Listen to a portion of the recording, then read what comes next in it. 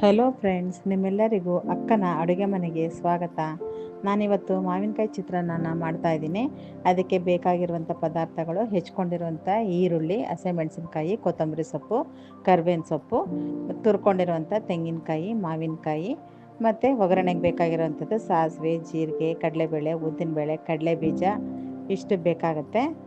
ಮತ್ತು ನಾವು ಚಿತ್ರಾನ್ನ ಮಾಡಬೇಕಾದ್ರೆ ವೆರೈಟಿ ಆಗಿರೋಂಥ ಚಿತ್ರಾನ್ನಗಳನ್ನ ನಾವು ಮಾಡ್ತೀವಿ.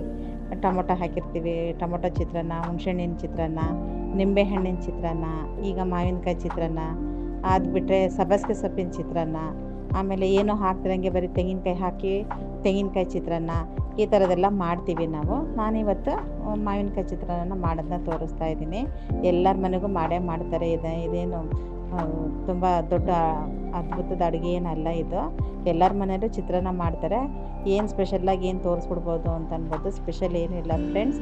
ನಾನು ಮಾವಿನಕಾಯಿ ಚಿತ್ರಾನ್ನ ಮನೆಯಲ್ಲಿ ಮಾಡಿದ್ದೆ, ಅದನ್ನೇ ನಾನು ತೋರಿಸ್ತಾ ಇದ್ದೀನಿ. ಕೆಲವರು ಮಾವಿನಕಾಯಿ ಚಿತ್ರಾನ್ನ ಮಾಡಬೇಕಾದ್ರೆ ಅದಕ್ಕೆ ಮಸಾಲೆ ಎಲ್ಲ ಹಾಕ್ಕೊಳ್ತಾರೆ, ಮತ್ತು ರುಬ್ಕೊಂಡು ಒಗ್ಗರಣೆ ಹಾಕ್ಕೊಂಡು ಅದನ್ನು ಗೊಜ್ಜು ಥರ ಮಾಡ್ತಾರೆ. ನಾನು ಆ ಥರ ರುಬ್ಬಂಥದ್ದು ಯಾವುದೂ ಇಲ್ಲ. ಎಲ್ಲ ಹೆಚ್ಕೊಂಡು ನಾವೇನು ಚಿತ್ರಾನ್ನ ಮಾಡ್ಕೊತೀವಲ್ಲ ಅದೇ ಥರನೇ ಮಾಮೂಲಿ ಚಿತ್ರಾನ್ನನೇ. ಅದಕ್ಕೆ ನಾನು ತುರ್ಕೊಂಡಿರೋಂಥ ಮಾವಿನಕಾಯಿನೂ ಮತ್ತು ತೆಂಗಿನಕಾಯಿನ ಹಾಕ್ಕೊಳ್ತಾ ಇದ್ದೀನಿ ಅಷ್ಟೇ. ಒಬ್ಬೊಬ್ಬರು ಒಂದೊಂದು ಥರ ಇರುತ್ತೆ ವೆರೈಟಿ ಮಾವಿನಕಾಯಿ ಚಿತ್ರಾನ್ನ ಮಾಡೋದು. ನಾನು ಈ ಥರ ಸಿಂಪಲ್ಲಾಗಿ ಮಾಡ್ತಾಯಿದ್ದೀನಿ. ಸಿಂಪಲ್ಲಾಗಿ ಮಾಡೋದು ಅಂತಂದರೆ ಎಲ್ಲರೂ ಸ್ವಲ್ಪ ಇಷ್ಟಪಡ್ತಾರೆ, ಹಾಗಾಗಿ ತೋರಿಸ್ತಾ ಇದ್ದೀನಿ.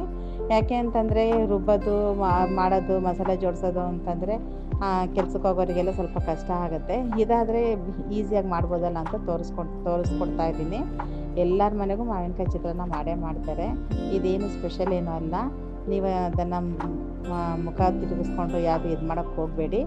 ಮನೆಯಲ್ಲಿ ಮಾಡಿದ್ನಲ್ಲ ಅಂತ ಹಾಕಿದ್ದೀನಿ ಅಷ್ಟೇ. ನಾನು ಕಡಲೆಬೀಜ, ಕಡಲೆಬೇಳೆ, ಉದ್ದಿನಬೇಳೆ ಎಲ್ಲ ಹಾಕಿದ್ದೀನಿ.